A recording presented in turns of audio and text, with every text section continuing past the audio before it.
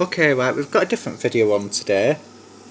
We've got a pre-wash cottons, but make sure you like and subscribe to this channel as well, because we'll be expecting more of this. I'm only doing snippets of this wash because there's not much excitement to it, because it's only half load, but when it is a full load I'll definitely do a full wash cycle for it. So I'm just going to fill it up.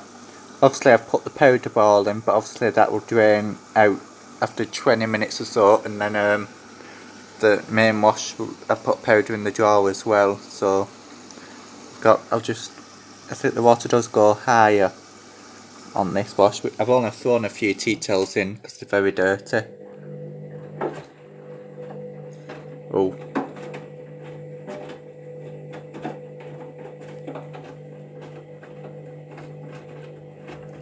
You can see all the softness still there from the previous wash, but that'll dissolve.